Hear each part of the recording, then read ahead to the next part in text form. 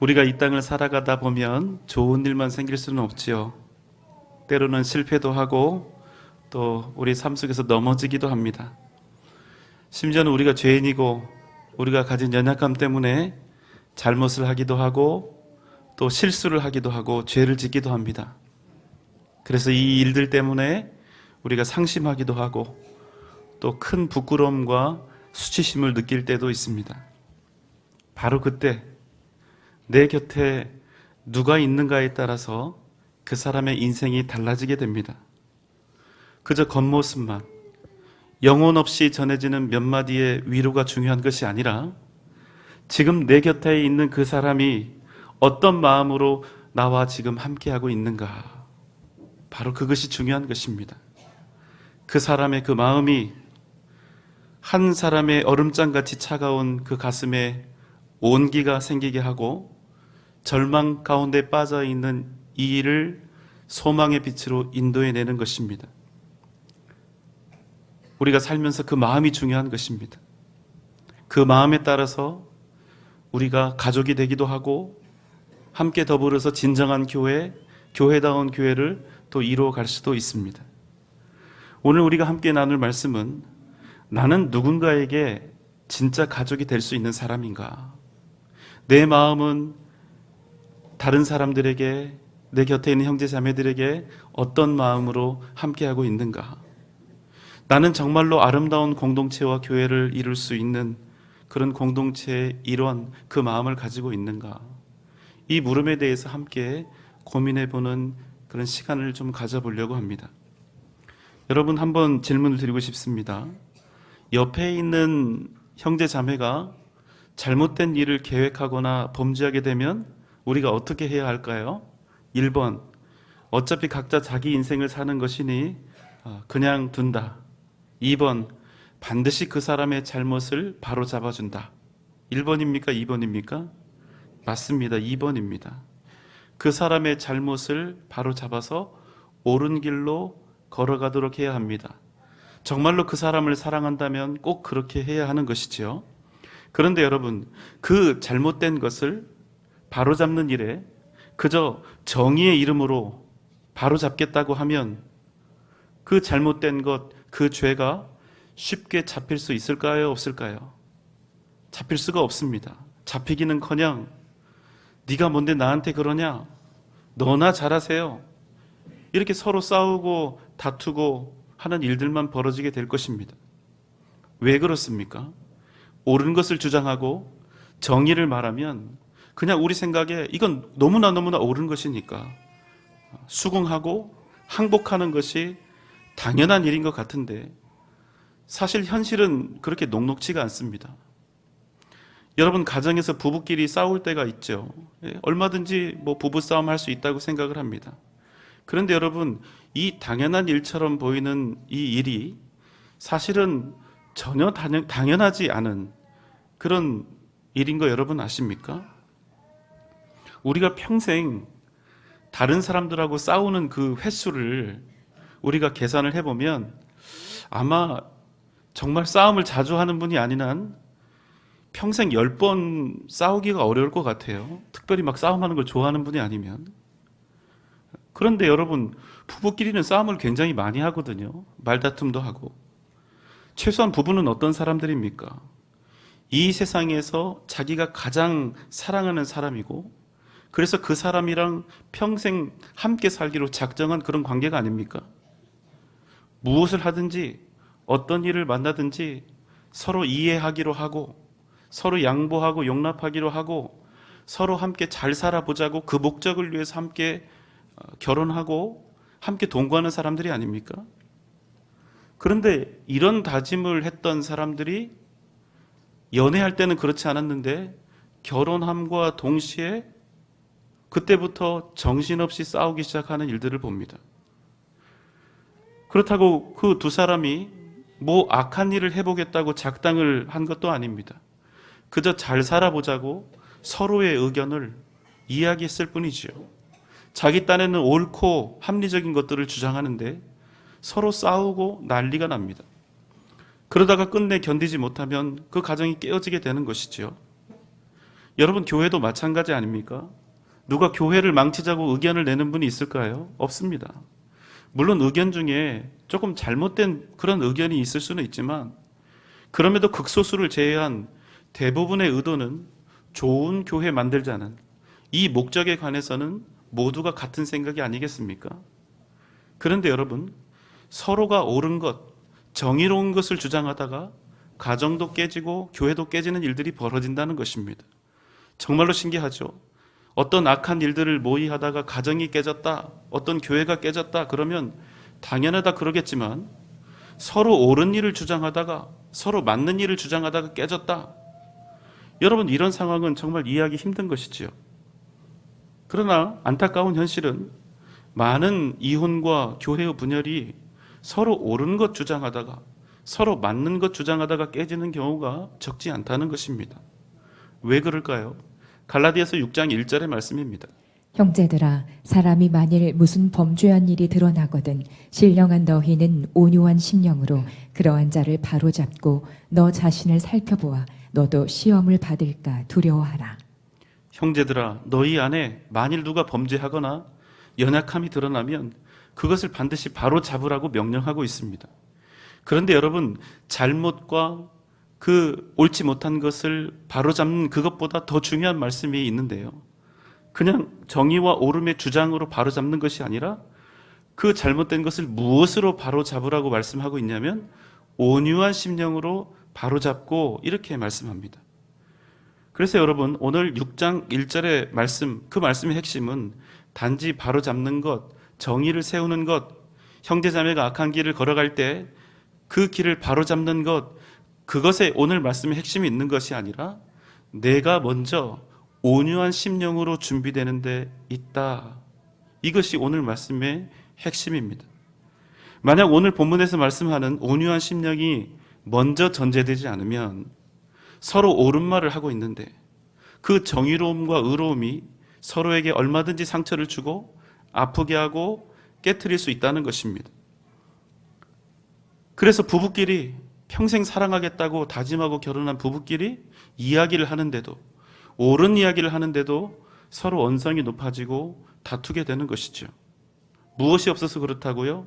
온유한 마음으로 하지 않기 때문입니다. 자, 교회는 항상 자매님들 비율이 높습니다. 오늘도 그런 것 같은데요. 여러분, 여러분의 남편분들에게 그 남편분들이 뭔가 잘못하거나 실수를 하거나 아니면 나랑 의견이 맞지 않을 때, 또 나를 이렇게 약간씩 화나게 하는, 내 마음에 들지 않는 그런 일을 할 때 여러분 남편에게 어떤 뉘앙스로 어떻게 이야기를 합니까? 1번, 여보, 당신이 지금 하시는 말씀이나 일이 제가 이해가 잘 되지 않네요. 제가 보기에는 당신 하시는 일이 잘못된 부분들이 있는 것 같은데 좀 이렇게 해주시면 어떨까요? 이렇게 얘기를 하십니까? 2번, 여보, 그게 뭐야? 무슨 일을 이따위로 해? 똑바로 해야지, 똑바로. 나이가 몇인데? 자, 양심적으로 우리 자매님들 어느 쪽에 더 비중을 둔 그런 말씀들을 많이 하시나요? 양심에 털난 분들이 많습니다. 그러나 우리는 각자 그 미소의 의미를 잘 이해할 수 있죠. 그런데 여러분, 우리가 대부분 2번처럼 많이 하실 텐데요. 사실 2번처럼 이야기하는 것은 밖에 나가서 내가 누구에게도 하지 않는 그런 어투입니다. 밖에 나가서 유치원생, 초등학생한테도 절대로 하지 않는 말이에요. 왜냐하면 이 말은, 이렇게 이야기하는 것은 절대로 인격적이지 않기 때문에 그렇습니다. 그런데 남편한테는 너무나 쉽게 하고 계시죠. 안타까운 일이지만 여러분, 남자들이 20대가 넘어서 그 활기왕성한 그 어느 시점을 지나게 되면 그때부터 점점 남성 호르몬이 줄어들고 여성 호르몬이 더욱더 많이 나옵니다. 그래서 결국 50대를 넘어서면 겉으로 보면 여전히 남자지만 눈물이 많아지고, 드라마를 같이 보면 아내는 가만히 있는데 남편들은 울고 있고, 소심해지고 온순해집니다. 그래서 아내가 이렇게 다투다가 뭐라고 한마디 하면 일단은 지지 않겠다고 소리를 버럭 질러보긴 하는데 이내 마음에 상처를 받습니다. 왜냐하면 이제 평생 아내를 절대로 이길 수 없겠구나 하는 걸 이제 알게 되는 거죠.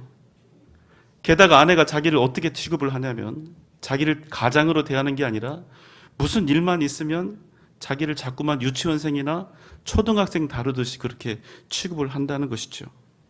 조금만 잘못하면 인상 쓰고 목소리를 날카롭게 하고 소리를 지르고 가르치려 들고. 그러니까 남편들은 소위 자기를 이렇게 합리화합니다. 가정의 평화를 위해서 내가 참는다. 근데 사실은 힘이 없어서 그런 거예요.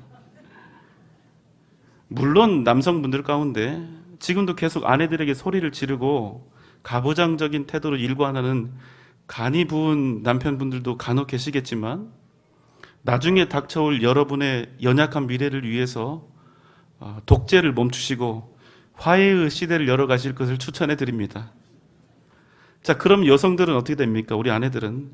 여성은 완전히 반대입니다. 50대 넘어가면 여성 호르몬 분비가 아주 작아지고요. 그래서 겉으로는 화장도 하고, 아니 50대는 화장이라고 안 하더라고요. 변장이라고 하고, 60대는 뭡니까? 환장입니다. 환장. 우리 영생교회 자매님들이야 나이가 들어도 여전히 아름다우시지만 그래도 어쩔 수 없이 그 속은 남자들보다 더 남성적인 그런 성향을 갖게 됩니다. 감정 기복도 생기고 그간 평생 참고 살아왔던 것들에 대해서 더 이상 참지 않고 감정적으로 폭발시키는 그 마음의 용기와 대담함도 커집니다. 그러시죠?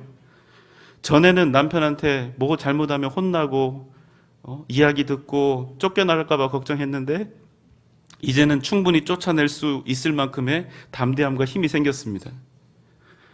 그러다 보니까 시간이 흐를수록 남편과 이 아내의 전세가 역전되는 현상이 계속해서 나타나는 것입니다. 그러나 여러분 오해하지 마십시오. 그렇다고 제가 이런 현상들을 절대로 부정적으로 보지 않습니다.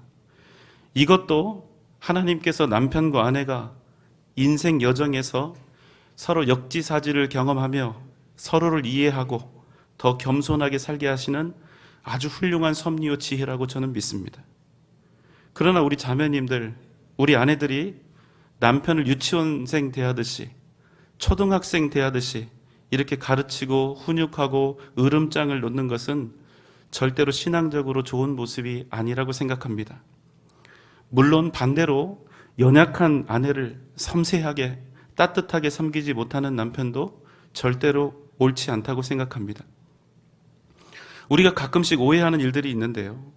내가 나의 남편에게, 나의 아내에게, 또 내 자녀들에게 옳은 것을 잘 가르쳐서 우리의 가정이 더욱더 행복해질 수 있도록 해야겠다는 것입니다.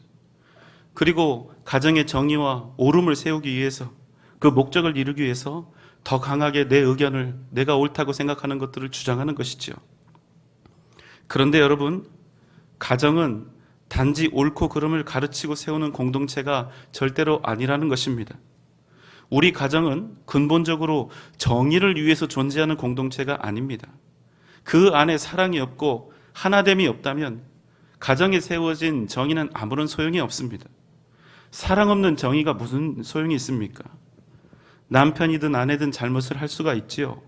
자식들도 부모들도 다 완벽한 사람들이 아니기 때문에 실수도 하고 실언도 하고 실패도 하고 죄도 지을 수 있습니다.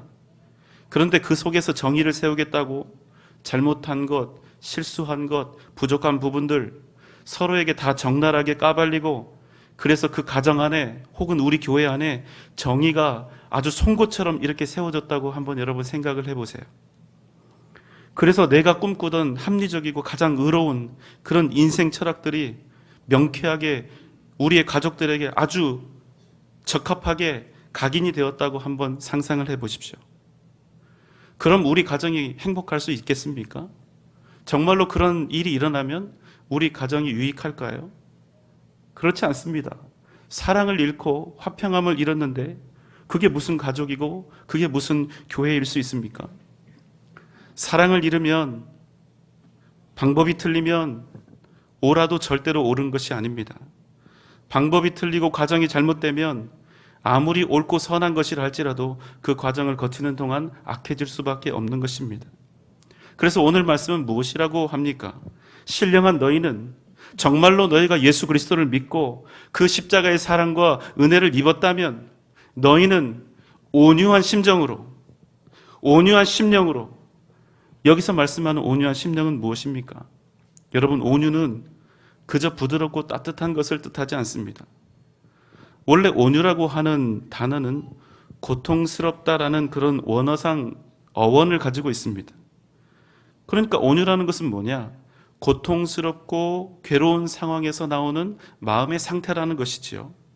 그저 따뜻하고 부드러운 마음을 뜻하는 것이 아니라 환난과 고통 속에서만 그 진정성을 드러내는 그 마음을 뜻한다는 것입니다.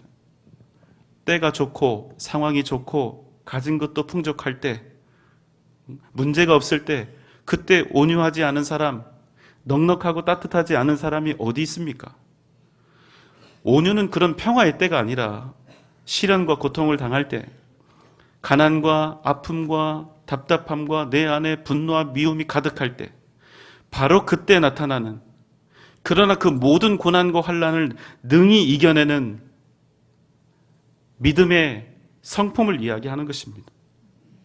내가 얼마든지 상대방을 굴복시킬 수 있는 힘과 능력이 있음에도 불구하고, 내가 지금 얼마든지 상대를 공격하고 해야 할 이유와 명분이 충분함에도 불구하고, 그 순간에 살아계신 하나님을 생각하며 나를 위해서 십자가에 달려 죽으신 우리 주님 예수 그리스도의 희생과 사랑을 생각하며 주님을 의지하는 마음, 그것이 온유라는 것입니다. 그렇기 때문에 온유는 먼저 하나님 앞에서 나 자신의 무지와 무능력을 인정하고 전적으로 하나님께 내 모든 것을 맡기는 우리 마음의 그 겸손함을 이루어냅니다. 그래서 내 곁에 연약한 이들, 부족한 이들, 범죄한 이들을 그저 단순히 인간적인 판단이나 노여움으로 징계하고 비난하는 것이 아니라 그 사람들이 내 앞에 있음에도 불구하고 오직 여전한 겸손함으로 하나님의 뜻을 구하는 믿음의 성품이 되는 것입니다. 그렇게 우리가 무슨 일을 행하든지 수많은 관계 속에서 일을 처리할 때도 마찬가지입니다. 우리가 이러한 온유한 심령으로 주님의 뜻을 이루어가면 그곳에는 반드시 하나님의 공의가 나타나게 된다는 것입니다. 그러나 내가 가정에서, 직장에서, 교회에서 정의를 이루겠다고, 그 정의를 이루겠다는 그 목적이 내 욕심이나 나의 의로움을 드러내고 내가 싫어하는 사람을 질책하거나 비난하기 위한 목적으로 정의를 사용하게 되면 그 정의로움과 의로움은 더 이상 정의가 아니라 오히려 사단이 파놓은 함정에 내가 빠지게 되는 격이 된다는 것입니다. 교회와 가정에서 선과 악을 정하고 정의를 세우는 일은 무엇보다 중요합니다. 그러나 우리가 잊지 말아야 할 진리가 있습니다. 여러분 잘 들어보십시오. 그것은 사람이 옳은 말할 때 가장 위험하다는 것입니다. 사람이 선하고 의롭고 합리적인 것을 주장할 때 가장 교만하고 가장 상대에게 많은 상처와 아픔을 줄 수 있는 가장 위험한 때라는 사실을 우리가 잊으면 안 된다는 것입니다. 나 역시도 얼마든지 동일한 범죄 가운데 빠질 수 있다는 사실을 내 스스로 기억하며 시인하고 그 형제의 잘못을 거울 삼아서 그 형제를 비난하는 그 일에 집중하지 않고 초점을 나에게 돌려서 나 자신을 더욱더 주의 깊게 성찰해야 한다는 것입니다. 흔히 우리는 어떤 사람이 실수를 하거나 잘못을 하면 그 사람을 비난하고 책망하면서 마치 내가 의로운 사람인 것, 또 내가 정의의 사도인 된 것 마냥 으쓱대는 그런 일이 있습니다. 그런 상황인데 내가 그 사람보다 더 강하고 세다면 그 사람을 나무라고 다그치는 그 일을 그치지 않게 되죠. 그러나 여러분, 우리가 정말로 다른 사람의 죄와 허물에 대해서 비난하고 몰아세울 수 있는 자격이 있을까요? 흔히 이런 생각을 합니다. 그 사람 때문에 우리 교회가 이 모양이라고, 그 사람 때문에 우리 교회가 시끄럽다고, 그 사람만 없으면 우리 교회, 우리 가정, 내가 속해 있는 직장과 공동체가 더 건강해지고 무탈하고 행복할 수 있을 텐데, 그런데 여러분 정말로 그렇습니까? 그 사람이 있어서 그 사람 때문에만 우리의 교회와 공동체가 아프고 문제가 생기고 괴로운 일들이 나타나는 것입니까? 정말로 그럴까요? 우리 한번 생각해 봅시다. 나는 어떻습니까? 나는 정의롭고 나는 지혜로우며 모든 일에 있어서 하나님과 사람 앞에 항상 선하고 만족스러운 사람입니까?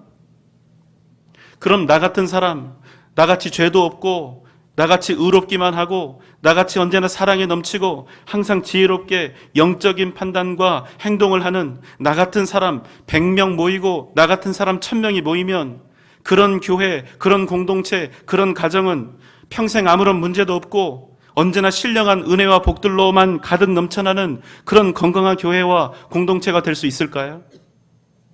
여러분 정말로 그렇게 될 수 있습니까? 여러분 아니지 않습니까? 우리가 그렇다는 것입니다. 그런 우리가 누구를 향해서 감히 돌을 덜 수가 있다는 것입니까? 요한복음 8장에는 음행을 하다가 잡혀온 한 여자의 이야기가 있습니다. 가늠한 여인을 바리새인과 서기관이 사람들 앞에 세웁니다. 가늠한 여인은 돌로 쳐 죽이는 것이 당시 율법이었기 때문에 이제 그 여인을 돌로 쳐 죽이면 됩니다. 그래서 정의를 이루면 됩니다. 이 일을 하기 위해서 수많은 군중들이 모여들었습니다. 그리고 이 여인을 향해서 돌을 듭니다. 나는 너랑 너 같은 그런 부류하고는 완전히 다르다. 너 때문에 우리 이스라엘 공동체가 욕을 얻어먹고 더럽혀지는 꼴을 더 이상 두고 볼 수가 없다. 너 때문이야. 너 때문이야. 그래서 우리는 오늘 정의의 이름으로 너를 징계할 것이다. 그렇게 모두가 거룩한 용사들이 되려고 그 자리에 모였던 것이지요. 그런데 그들을 향해서 주님이 뭐라고 하십니까? 너희 중에 죄 없는 자가 먼저 돌로 치라. 그 말씀을 듣고 정의의 화신 같았던 사람들이 어떻게 됩니까? 양심에 찔려서 나이가 많은 어른부터 시작해서 젊은이들에 이르기까지 하나씩 둘씩 그 자리를 피하여 도망치듯 떠나간 것입니다. 내가 의로운 줄 알았는데 내가 이 여자를 충분히 돌로 쳐서 죽여도 내가 끄떡없을 정도로 나는 의로운 사람이라고 생각을 했는데 주님의 말씀을 듣고 보니까 자기도 곧 돌 맞아 죽게 생겼거든요. 그러니 다른 사람을 정죄하고 목청을 높이고 정의를 세우겠다고 했던 그 일들이 오히려 자신에게 부끄러움이 됐던 것입니다. 여러분 이것이 우리의 현 주소입니다. 앞에 있는 저도 마찬가지입니다. 제가 목사가 되어서 마치 거룩한 모습으로 하나님의 말씀을 전하는 이 영광된 자리에 서 있지만 저의 현실도 여러분과 마찬가지입니다. 이것을 우리가 날마다 시인하면서 인정하면서 주님 앞에 나아가야 하는 것입니다. 그래서 우리는 일평생 겸손하게 주님을 의지하며 살아갈 수밖에 없다는 것입니다. 주님의 사랑과 은혜에 의지하여 똑같은 형제 자매들, 똑같은 현실 속에 있는 형제 자매들, 은혜가 필요하고 사랑이 필요한 그들을 향해서 서로를 오직 온유한 심령으로 세워가야 한다는 것입니다. 여러분 이게 우리가 공동체를 이루어가는 가장 기초적인 믿음이고 우리의 신앙 인격이 되는 것입니다. 그렇게 우리가 서로를 섬겨야, 온유한 심령으로 섬겨야 우리가 진정한 교회의 모습을 이어나갈 수 있다는 것입니다. 그래서 6장 2절은 이렇게 말씀합니다. 너희가 짐을 서로 지라. 그리하여 그리스도의 법을 성취하라. 너희는 서로의 짐을 함께 져야 한다. 그래야 살 수 있다. 그래야 온전히 하나가 될 수 있다. 그래야 진정한 교회와 공동체를 이루어갈 수 있다. 우리의 가정, 우리의 교회가 서로의 짐을 함께 지며 서로를 책임질 때 진정 교회다운 교회가 될 수 있다는 것입니다. 왜냐하면 그것이 우리 안에서 그리스도의 법을 성취하는 유일한 방법이기 때문입니다. 우리는 내 짐 지기도 바쁘고 힘겨운 세상을 살아가고 있습니다. 이 세상에서 누가 남의 일까지 짊어지는 것을 좋아하겠습니까? 누가 다른 사람의 그 힘겨운 인생을 책임지고 짊어지려 합니까? 그래도 만약 그래도 책임을 지겠다고 하고 그래도 내가 그 사람의 짐을 대신 지겠다고 하면 그 사람은 어떤 사람입니까? 그 사람은 바로 가족과 같은 사람이 아닙니까? 우리가 왜 서로의 짐을 져야 합니까? 옆에 있는 사람이 누군데요? 옆에 있는 저희가 나에게 무슨 의미가 있는데요? 우리 아버지가 같다는 것입니다. 우리가 예수 그리스도 안에서 한 형제, 한 자매가 되었기 때문에 우리는 한 가족으로서 서로를 책임져야 한다는 것입니다. 오늘도 아이들이 유아 세례를 받았는데 집에 가정에 아기들이 있죠. 아기들이 스스로 자기 인생의 짐을 질 수 있습니까? 가족 중에 지금 그 아이의 짐을 대신 누가 져줘야 그 아이가 자라고 성장해서 또 다른 가족의 짐을 대신 질 수 있다는 것입니다. 우리 공동체 안에도 누군가가 함께 그 짐을 져주어야 할 분들이 있습니다. 우리는 함께 그 짐을 지고 가야 하는 것입니다. 한 사람도 포기하거나 버리지 않고 주님이 우리를 살리시기 위해서 당신을 십자가에 내어주셨듯이 우리도 그렇게 우리의 교회를 함께 더불어 섬기며 짐을 지며 이루어 나가야 하는 것입니다. 왜 그렇습니까? 가족을 버리는 사람은 없기 때문에 우리는 곁에 있는 지금 옆에 앉아있는 가족들과 더불어 반드시 주님 앞에 나아갈 것이기 때문입니다. 이런 온유한 심령을 가진 사람이 많은 교회가 건강한 교회이고 정말 이렇게 서로에 대한 사랑과 책임으로 가득한 사람들이 많은 공동체가 진정 행복한 공동체, 진짜 가족이 된다는 사실입니다. 우리는 서로의 짐을 져야 합니다. 우리는 서로에 대해서 함께 책임져야 합니다. 이것을 상호 책임이라고 이야기합니다. 당신의 슬픔은 나의 슬픔이요, 당신의 아픔은 나의 아픔이요, 당신의 고난은 나의 고난이요, 당신의 실수는 나의 실수이며 당신의 연약함은 나의 연약함이고 당신의 실패는 또한 나의 실패가 됩니다. 이렇게 서로를 책임지며 십자가의 사랑과 은혜가 넘쳐나는 복된 공동체를 함께 만들어가야 한다는 것입니다.